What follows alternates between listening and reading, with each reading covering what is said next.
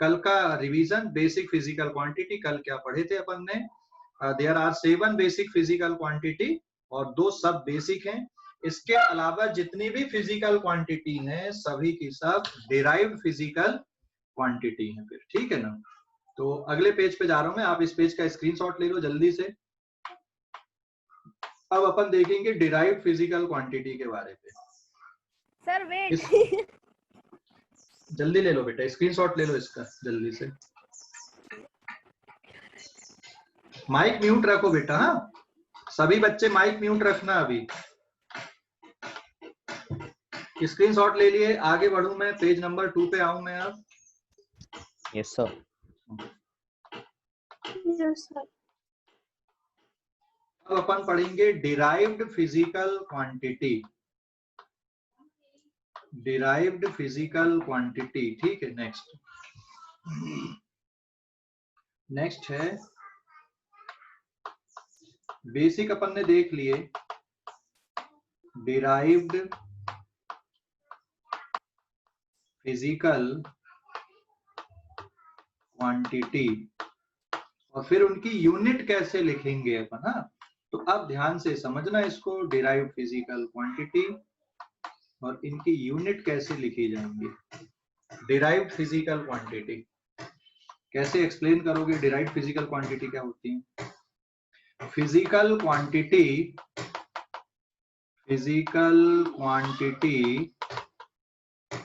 which can be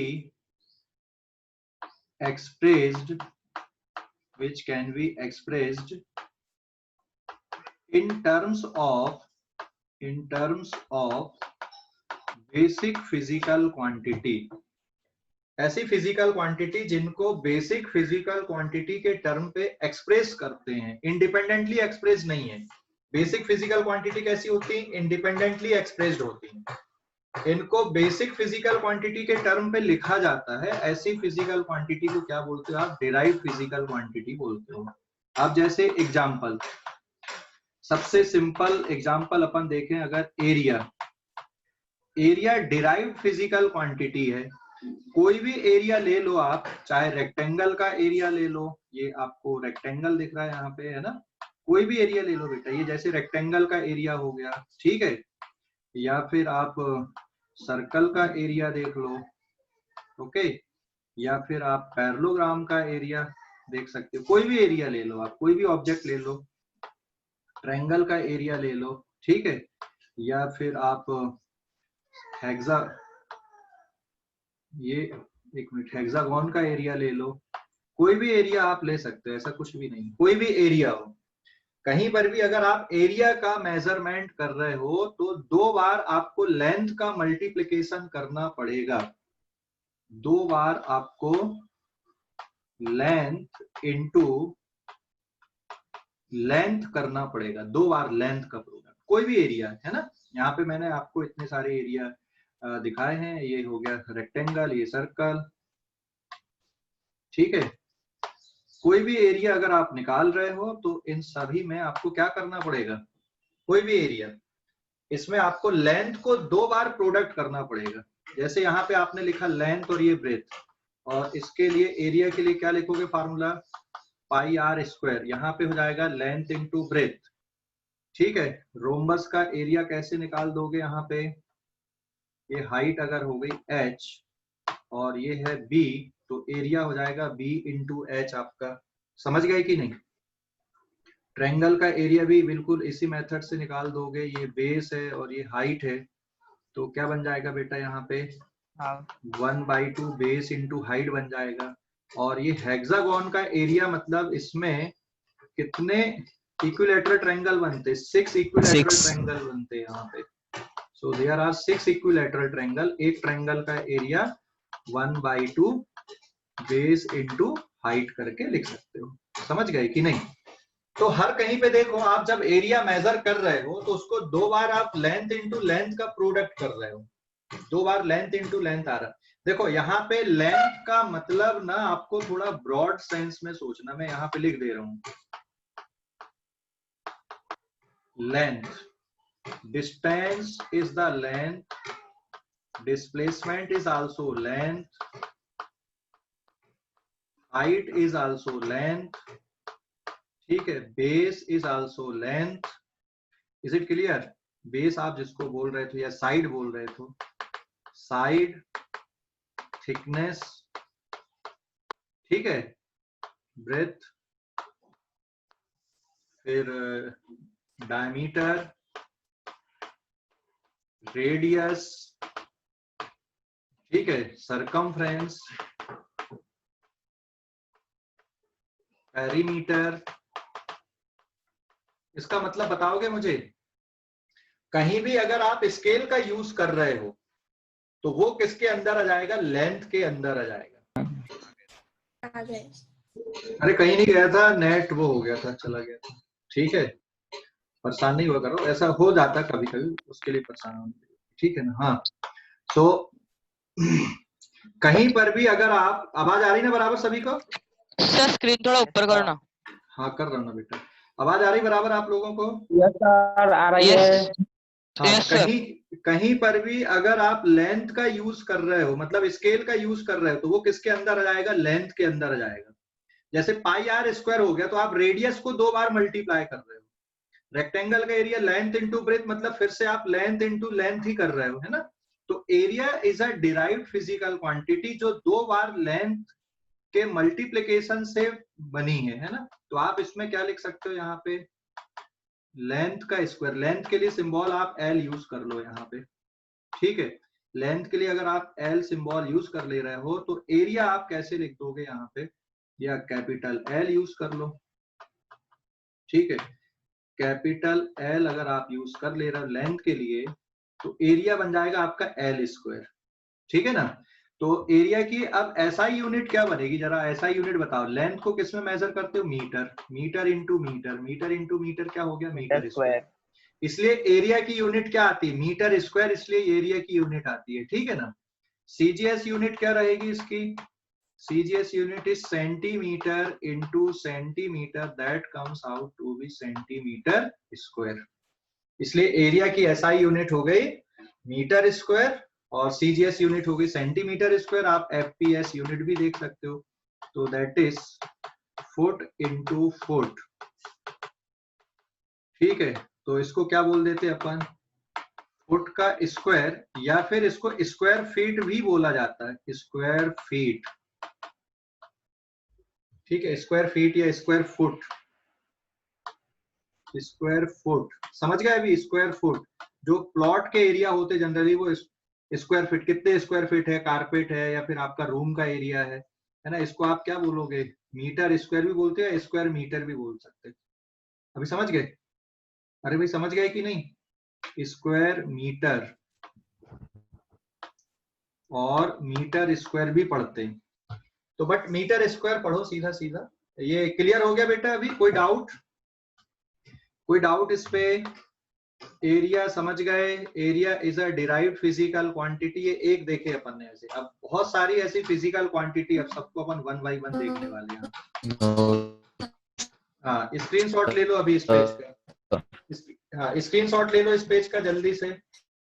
इस page का screenshot ले लो.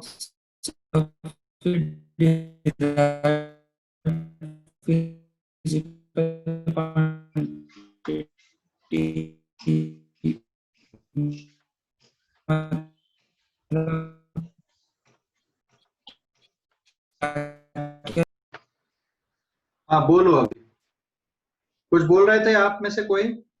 हेलो, दोबारा बोलो बेटा. कोई कुछ बोल रहा था क्या? अभी मुझे आवाज नहीं आ रही थी. दोबारा बोलो कोई. मतलब डिराइव फिजिकल क्वांटिटी किसे कंसीडर करेंगे? डिराइव एरिया डिराइव हो गई ना. लेंथ तो बेसिक था आपका. डिराइव किसको बोलोगे? जो बेसिक फिजिकल क्वांटिटी के फॉर्म पे लिखी जा रही है. लेंथ को आप किसी के फॉर्म पे नहीं लिख सकते, वो इंडिपेंडेंटली एक्सप्रेस है. मास को नहीं लिख सकते. जैसे ऊपर जो लिखे थे अपन, ये 7 जो है ना, ये इंडिपेंडेंटली है. Length, mass, time, temperature, electric current, amount of substance, luminous intensity, ये बेसिक है, ठीक है. ये इंडिपेंडेंटली एक्सप्रेस्ड है. बेसिक फिजिकल क्वांटिटी मतलब these are independently expressed. Independently expressed, इनको किसी की सहायता से नहीं लिखा जाता. इंडिपेंडेंटली एक्सप्रेस्ड, ठीक है, इंडिपेंडेंटली एक्सप्रेस्ड है बेटा ये। जबकि यहाँ पे जो नीचे लिखा मैंने डिराइव, इनको आप बेसिक फिजिकल क्वांटिटी की सहायता से लिख रहे हो, इनका यूज करके लिख रहे हो। डिराइव्ड फिजिकल क्वांटिटी मतलब these are the physical quantity which can be expressed in terms of basic physical quantity. अभी समझ गए? अब और आते हैं अपन, ऐसे बहुत सारी मिलेंगी आपको फिजिक्स में। तो पेज नंबर 3 पे आप लोग इस पेज का स्क्रीनशॉट ले लो, जल्दी से ले लो, आगे बढ़ते हैं अपन।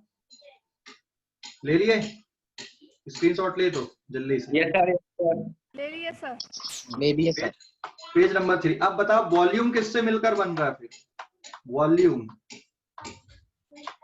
वॉल्यूम अगला एग्जांपल, वॉल्यूम किससे मिलकर बनेगा? वॉल्यूम किससे मिलकर बन रहा है?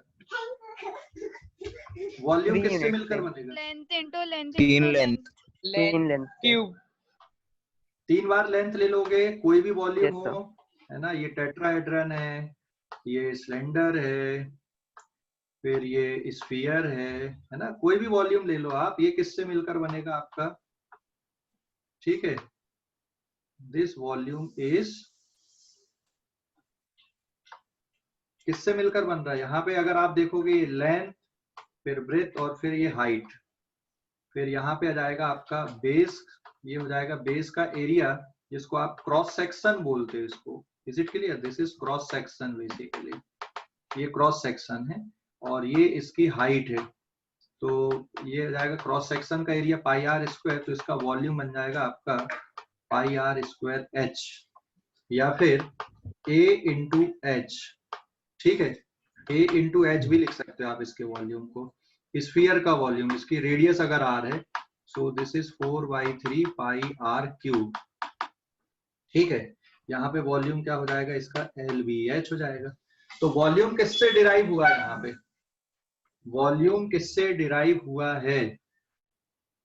वॉल्यूम, वॉल्यूम किससे डिराइव हुआ? 3 बार आपने लेंथ का प्रोडक्ट लिखा ना, length into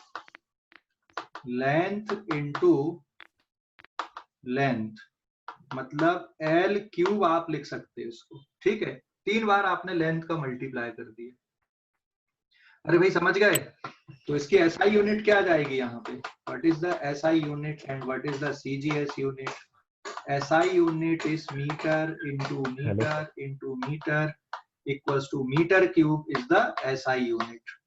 metre cube is the SI unit and CGS unit क्या रहेगी बेटा? सेंटीमीटर इंटू सेंटीमीटर, मतलब सेंटीमीटर क्यूब या क्यूबिक सेंटीमीटर भी पढ़ते हो, क्यूबिक मीटर भी आप इसको पढ़ते हो, क्यूबिक मीटर, और इसको क्या पढ़ते हो आप? क्यूबिक सेंटीमीटर, सीसी जिसको बोलते हैं अपन, है ना। जैसे गाड़ियों में बोलते हैं ना अपन कि कितने सीसी का इंजन है, तो ये सेंटीमीटर क्यूब होता वहां पे। समझ गए? तो volume is also derive physical quantity, उसकी यूनिट कैसे लिखे ये समझ गए या डाउट है अभी किसी को? सर कुछ दिख रहा ही नहीं। क्या सर प्लेन है सर पूरा, सब प्लेन है सर, स्क्रीन कुछ अटक भी नहीं गई दिख रही। स्क्रीन अटक गई है सर। अभी भी अटकी है हाँ क्या? सर, स्क्रीन हाँ अटकी है, सर, पूरी स्क्रीन अटकी है। कुछ भी नहीं दिख रहा सर। ठीक है, रुक जाओ, अभी रिफ्रेश कर रहा हूं मैं, हाँ, नेटवर्क को।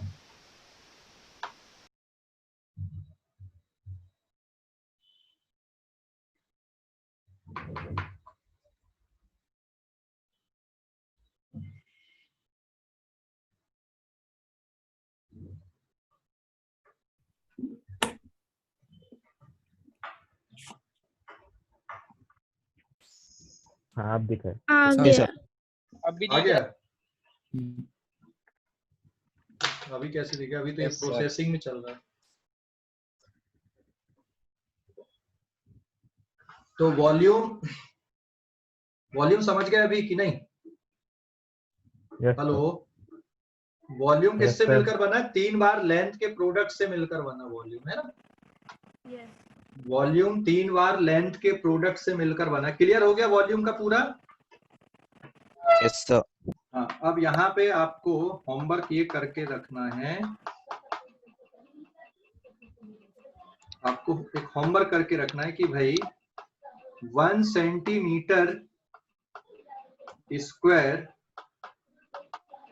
कितने मीटर स्क्वायर के इक्वल होता है और 1 सेंटीमीटर क्यूब कितना मीटर क्यूब होता है। ये होमवर्क है आपका, ये कन्वर्जन करना है, ठीक है, कि सेंटीमीटर से सीजीएस सिस्टम से आपने एसआई सिस्टम में अगर आप कन्वर्ट कर रहे हैं तो कैसे करोगे, ठीक है ना। तो ये हो गया वॉल्यूम। अब अगली फिजिकल क्वांटिटी पे आते बेटा, आप इस पेज का स्क्रीनशॉट ले लो जल्दी से, इस पेज का स्क्रीनशॉट ले लो। आवाज आ रही ना बराबर? Yes sir. Yes, sir. Yes, sir. ले लिए स्क्रीनशॉट इस पेज का, ठीक है। नेक्स्ट फोर्थ पेज पे आ रहे हैं अपन अब। हाँ, वो कन्वर्जन करना लेकिन सभी बच्चों को, पेज नंबर 4। अब डेंसिटी के बारे में बताओ, डेंसिटी कैसे लिखते हो आप? डेंसिटी कैसे लिखते हो?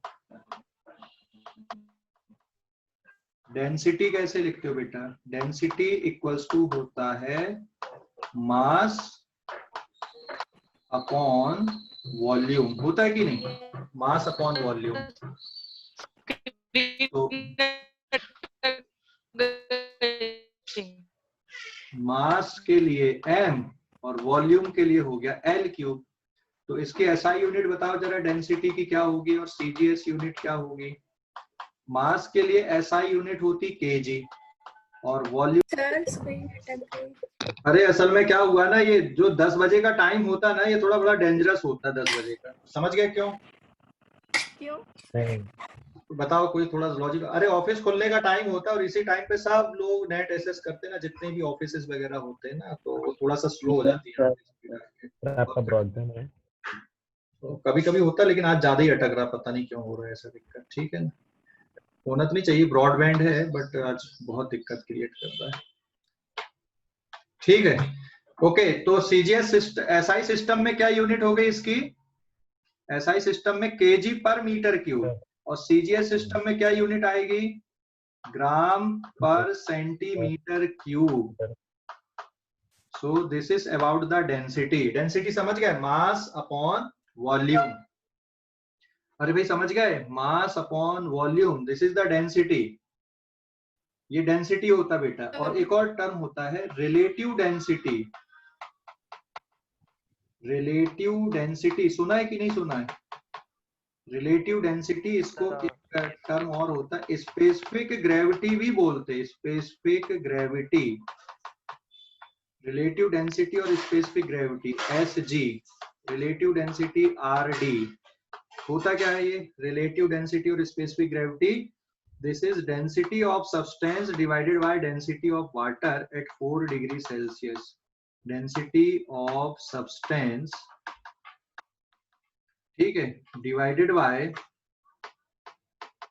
Density of water at 4 degree Celsius. ये होता है रिलेटिव डेंसिटी। हाँ, तो मैं यहाँ पे लिख दूं, जो डेंसिटी होती है वाटर की, डेंसिटी के लिए सिंबल अपन यूज करेंगे बेटा रो। ये स्पेशल सिंबल होते हैं, मैं यहाँ पे राइट साइड पे लिख रहा हूँ ये स्पेशल सिंबल। ये है अल्फा, बीटा, गामा, डेल्टा। ये ऐसा भी बनाते हैं डेल्टा या ऐसा भी बनाते हैं, ठीक है।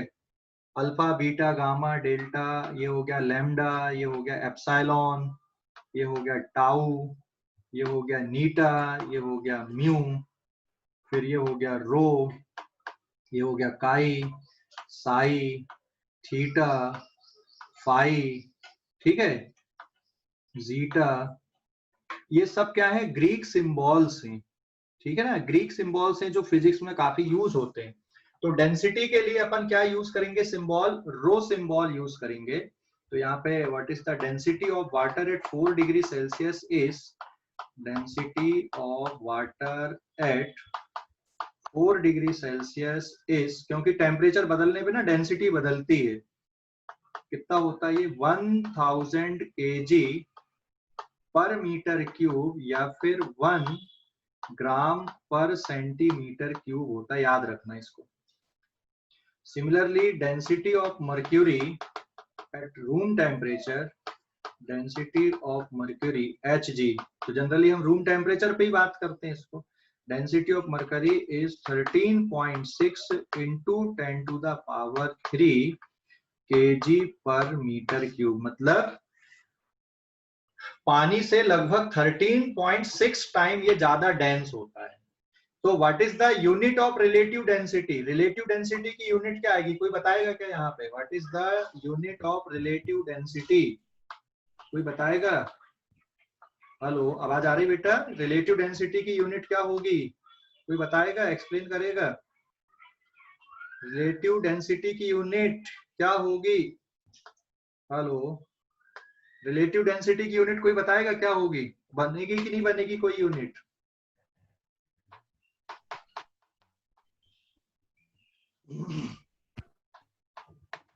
रिलेटिव डेंसिटी की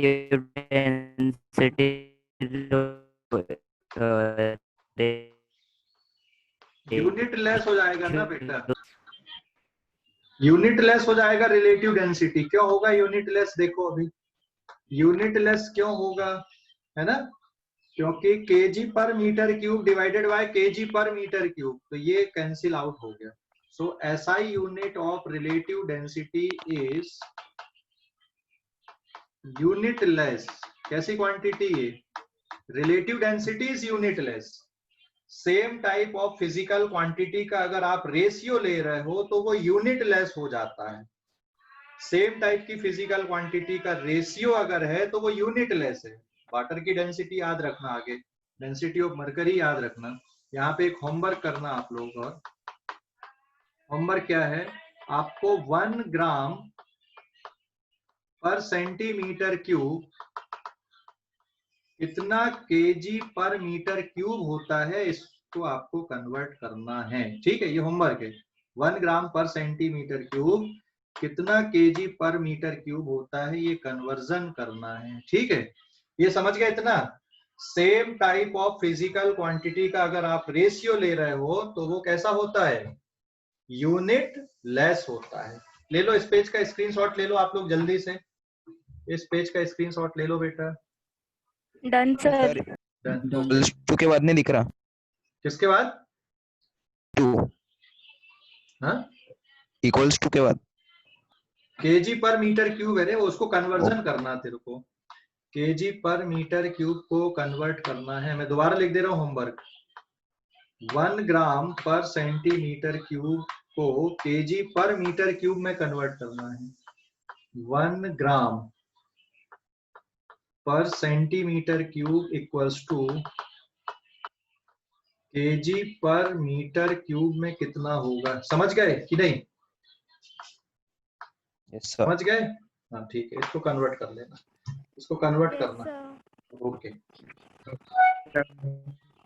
हाँ, और वैसे आंसर भी यही छुपा हुआ है, ध्यान रखना, इसी पेज पे आंसर छुपा हुआ है। इसका पेज नंबर 5 पे आते हैं अपन, उसका जो आंसर है उसी पेज पे छुपा हुआ है। अब थोड़ी अलग, हाँ नेक्स्ट अभी, हाँ माइक म्यूट कर लो बेटा। पेज नंबर 5, स्पीड और वेलोसिटी के बारे में बताना अभी आपको। स्पीड, स्पीड इक्वल्स टू क्या लिखते हो आप? Distance, distance travelled upon time taken. Is it clear? तो डिस्टेंस के लिए क्या लिखोगे? L, टाइम के लिए क्या लिख दो? T। So what is the SI unit here? और CGS यूनिट क्या रहेगी? SI unit is metre per second, ठीक है, and what is CGS unit? Centimetre per second. तो ये लिखने के तरीके आप ऐसे भी लिख सकते हो, ठीक है, डॉट नहीं लगाते, ऐसा लिखते। क्लियर हो गया? Metre per second, centimetre per second. Clear हो गया बेटा? कोई डाउट अभी इस पे? स्पीड, अब स्पीड, उसके बाद वेलोसिटी देखो। अभी स्क्रीन नहीं दिख रही है? सर दिख रही है सर। वेलोसिटी, वेलोसिटी को क्या लिखते हो आप? डिस्प्लेसमेंट,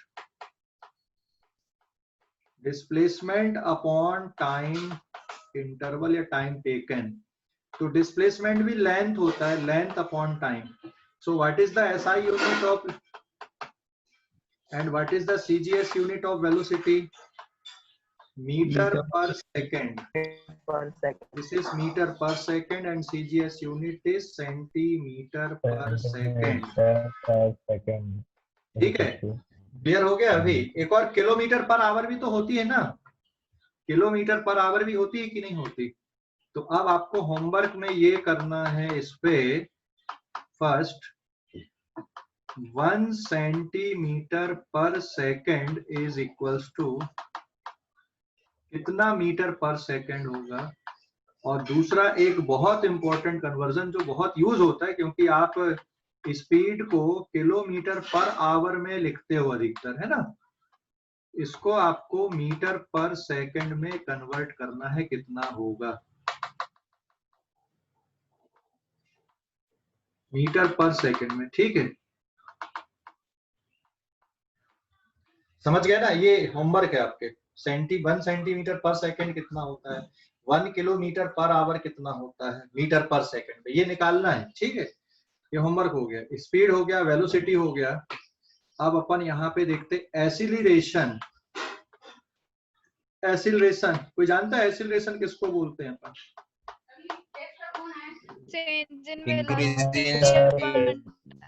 एसिलरेशन वेलोसिटी के लिए भी सिंबल भी यूज करते हैं, स्पीड के लिए भी सिंबल भी यूज करते हैं, सिंबल पे नहीं जाना। एसिलरेशन कैसे लिखोगे? Change in velocity upon time. हाँ, change in velocity upon time. Upon time, change in velocity upon time, है ना? Change in velocity upon time, is it clear? तो चेंज इन वेलोसिटी के लिए भी length upon time divided by time, तो ये overall हो जाएगा लेंथ अपॉन टाइम का स्क्वायर।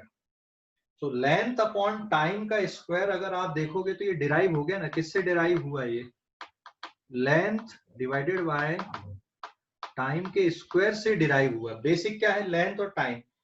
और एसिलरेशन किससे बन गया? लेंथ और टाइम के स्क्वायर से बन गया। तो अब इसकी एसआई यूनिट और सीजीएस यूनिट बताना क्या आएगा? SI unit and CGS unit. ठीक है, SI unit and CGS unit acceleration के लिए बताओ जरा थोड़ा सोच के, एसआई यूनिट क्या होगी, सीजीएस यूनिट क्या होगी? एसआई यूनिट क्या होगी बेटा? मीटर पर सेकंड स्क्वायर। मीटर पर सेकंड स्क्वायर। देखो एसआई यूनिट मतलब चेंज इन वेलोसिटी का मीटर पर सेकंड, फिर होल डिवाइडेड बाय सेकंड, तो ओवरऑल बन गया मीटर पर सेकंड स्क्वायर। और मीटर पर सेकंड स्क्वायर को आप ऐसा भी लिख सकते हो। और सीजीएस यूनिट आ जाएगी centimetre per second whole divided by second. So this is centimetre per second square या सेंटीमीटर पर सेकंड स्क्वायर, आप ऐसा लिख सकते हो। समझ गए? कोई डाउट इस पे? एसिलरेशन पे समझ गए कि नहीं? एसिलरेशन डिराइव्ड फिजिकल क्वांटिटी है एसिलरेशन। हाँ बोलो बेटा। Sir change in velocity equals to L upon T कैसे हुआ? हमको सिर्फ किससे मतलब, यहाँ पे फिजिकल बेसिक फिजिकल क्वांटिटी से मतलब है। चेंज का मतलब L अपॉन T नहीं होता है, वो लिखने के लिए बस लिखा मैंने, है ना।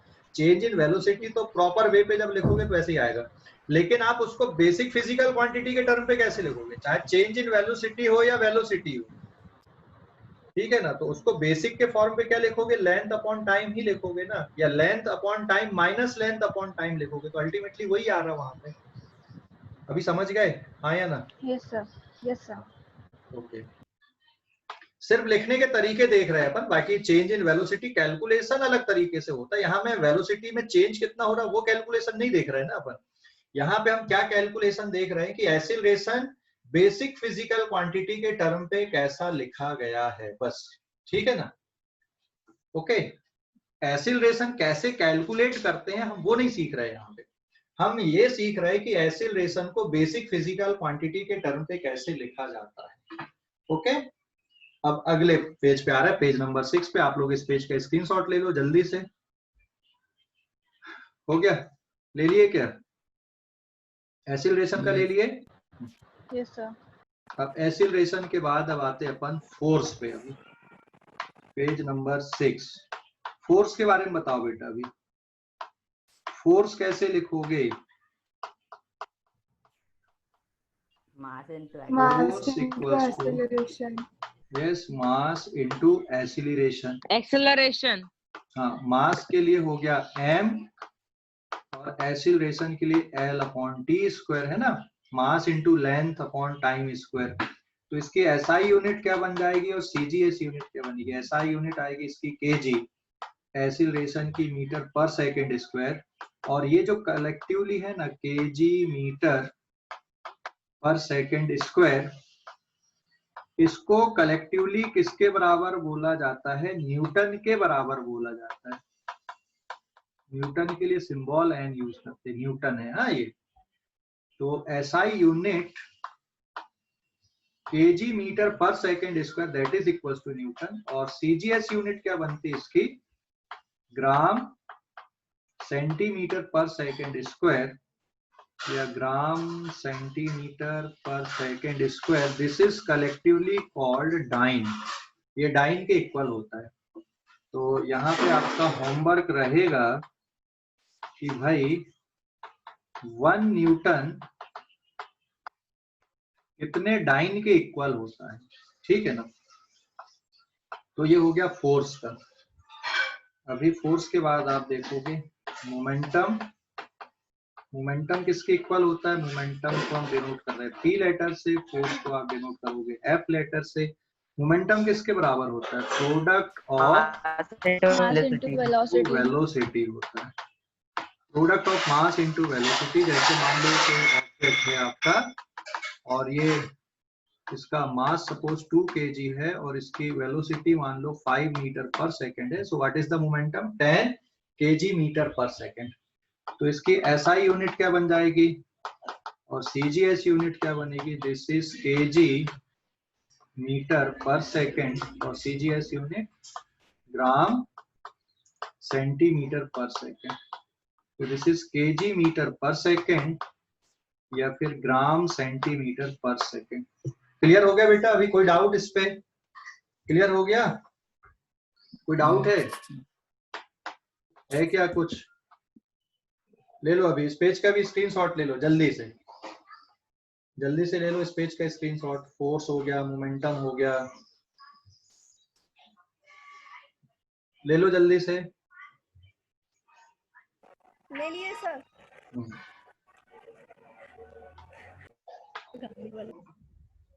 पेज नंबर 7 पे जाते हैं अपन। अब देखेंगे अपन वर्क एंड एनर्जी के लिए, पेज नंबर 7। ठीक है, वर्क एंड एनर्जी के लिए। वर्क और एनर्जी जैसे आप लोग जानते हो, वर्क और एनर्जी एक दूसरे से क्रिएट किए जा सकते हैं ना। वर्क को एनर्जी में कन्वर्ट कर सकते हो, एनर्जी को वर्क में कन्वर्ट कर सकते हो, इसलिए अपन एक जैसे ही मान रहे हैं यहाँ पे। हालांकि दोनों अलग अलग फिजिकल क्वांटिटी हैं, बट बेसिक फिजिकल क्वांटिटी के टर्म पे इनको सेम तरीके से लिखा जाता है। सो वर्क और एनर्जी। अब एनर्जी ना कोई भी टाइप की एनर्जी हो, ध्यान रखना। एनर्जी में आपका हीट एनर्जी हो गई, आपका काइनेटिक एनर्जी हो गई, आपकी पोटेंशियल एनर्जी हो गई, आपका साउंड एनर्जी हो गई, आपकी लाइट एनर्जी हो गई, एक्सेट्रा। कहीं जो भी एनर्जी है, इलेक्ट्रिकल एनर्जी है, जो भी एनर्जी है वो सब इसी कैटेगरी में आएंगे, ठीक है ना। तो वर्क के लिए आप क्या लिखते हो? Formula that is force into displacement. Force into displacement लिखते हो कि नहीं लिखते हो? Force into displacement that is equals to work, है ना। अरे भाई यही लिखते हो ना formula, force into displacement, calculation of work done. जैसे मान लो यहाँ पे आपने कोई ऑब्जेक्ट रखा, व्हाट इज फोर्स? फोर्स को बताओगे क्या क्या होता है फोर्स? जैसे सपोज आपने कोई ऑब्जेक्ट रखा, इस पे आपने फोर्स लगाया, मान लो 10 न्यूटन का फोर्स लगाया, और इसके कारण ऑब्जेक्ट इसी डायरेक्शन पे डिस्प्लेसमेंट हुआ। ऑब्जेक्ट का कितना डिस्प्लेसमेंट हो गया? Displacement is suppose 5 metre. तो what is the work done? Work done is force into displacement, 10 newton into 5 metre equals to 50 newton metre. और 50 न्यूटन मीटर कलेक्टिवली किसके बराबर होता है? जूल के बराबर होता है, ध्यान रखना, ठीक है ना। तो ये कैलकुलेशन बता दिया मैंने सीधा सीधा यहाँ पे। तो अब आप इसको देखोगे फोर्स वर्क को, तो ये किससे बना है यहाँ पे वर्क? फोर्स इनटू डिस्प्लेसमेंट से। तो फोर्स खुद किससे बना था? मास इनटू एक्सीलरेशन इनटू डिस्प्लेसमेंट। समझ गए कि नहीं? तो फिर ओवरऑल देखोगे ये बन जाएगा आपका मास, एक्सीलरेशन हो गया L/T², और एक बार और हो गया डिस्प्लेसमेंट L। तो ओवरऑल किसके बराबर हो गया बेटा? m इंटू L²/T² के फॉर्म पे आप इसको लिख सकते हो। सो what is the SI unit and what is the CGS unit? SI unit, force की SI यूनिट क्या है? न्यूटन। हाँ, what is the SI unit of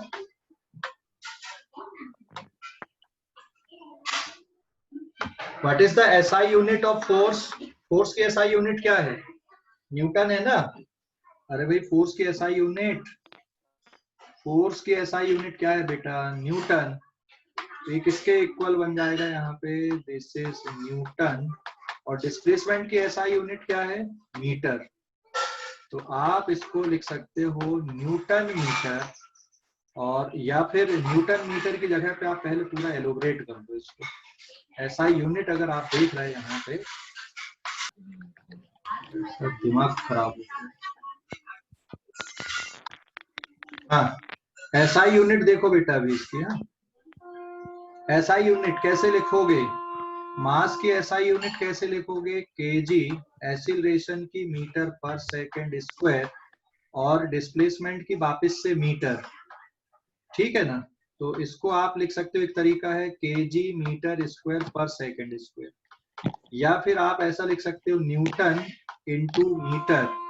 और न्यूटन मीटर कलेक्टिवली किसके बराबर होता है? जूल के बराबर होता है, जिसके लिए सिंबल आप J यूज करते हो। CGS यूनिट अगर आप देखोगे तो ये आ जाएगा ग्राम, फिर centimetre per second square into centimetre, ये बन जाएगा ग्राम सेंटीमीटर स्क्वायर पर सेकंड स्क्वायर। और ये बेटा पूरा कलेक्टिवली, या तो आप क्या लिखोगे? डाइन इंटू सेंटीमीटर, और डाइन इंटू सेंटीमीटर अर्ज के बराबर होता है। तो ये ध्यान रखना आपकी कैसे किए अपन ने, ठीक है ना? और इसमें आपको अब होमवर्क क्या करना है वो मैं बता दे रहा हूँ। होमवर्क क्या करना है आपको इस पे?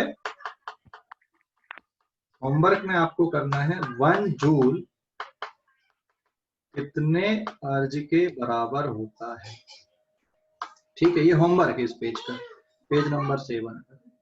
क्वेश्चन समझ गए? होमवर्क का यूनिट समझ गए? किसी को कोई डाउट है यहाँ पे? किसी को कोई डाउट है इस पेज के कैलकुलेशन पे? अच्छे से देखना इसको। 1 जूल क्या? 1 जूल कितने अर्ज के बराबर होता है? अर्ज भी पढ़ते, अर्ग भी पढ़ते, है ना? जो तुम्हारी इच्छा वो पढ़ लो भाई। ठीक है, समझ गए कि नहीं? हेलो? हाँ सर। हाँ, ठीक है ना? क्लियर हो गया ये? कोई डाउट बेटा आपको अभी इस पे? नहीं है? ओके, तो आज के लिए अपन इतना ही पढ़ेंगे, बाकी अपन अब अगली क्लास में जाएंगे। ठीक है ना? ठीक है। क्या बेटा? हेलो, कुछ बोल रहे हैं क्या? No sir. नहीं बोल रहे? ठीक है, मैं अभी स्क्रीन शेयरिंग बंद कर रहा हूँ। और स्क्रीन, अपनी क्लास का टाइम पता ना? बेसिक कैलकुलेशन कितने बजे से होती है? 1:30 बजे से 2 बजे के बीच में बेसिक कैलकुलेशन क्लास। वहां पे अपन छोटे छोटे कैलकुलेशन है वो सीख रहे हैं अभी, है ना? ठीक है, तो यस सर। ओके, 1 जूल कितने अर्ज के बराबर होता है ये कैलकुलेशन करना। इतना समझ गए? एक बार और दोबारा रिवाइज कर लेना, इसको पढ़ लेना कैसे अपन इनको फिजिकल क्वांटिटी को लिख रहे हैं, डिराइव्ड फिजिकल क्वांटिटी कैसे लिखी जा रही है, बेसिक फिजिकल क्वांटिटी के टर्म पे। स्क्रीन शेयरिंग में बंद कर दे रहा हूँ। और आज जो बच्चे हैं जिनका फर्स्ट डे है, जिक्रा है क्या अभी? जिक्रा यस यस सर। समझ गए आज जो पढ़े हैं कि नहीं? जी सर। सर ये समझ फर्स्ट गए? चैप्टर था ना? हाँ, फर्स्ट चैप्टर है, बिल्कुल वही चल रहा, बेसिक ही चल रहा है उसमें अभी। ठीक है, कल का पहला लेक्चर हुआ था, तो कल का पहला लेक्चर आप YouTube में देख लेना, मैं लिंक सेंड कर दूंगा। और जी सर। है ना? एक और तुम्हारे साथ में कौन बैठी है? नाज। समझ गए? जी सर। जी सर। नाज है कि नाज है? नाज। नाज। नाज, ओके। और किसका फर्स्ट डे था आज का? और किसका फर्स्ट डे था? हैंड रेज करो फर्स्ट डे। स्वयं कामले, तुम्हारा भी फर्स्ट डे क्या बेटा? स्वयं कामले, स्वयं स्वयं कामले, हाँ स्वयं कामले, तुम्हारा भी फर्स्ट डे है क्या आज?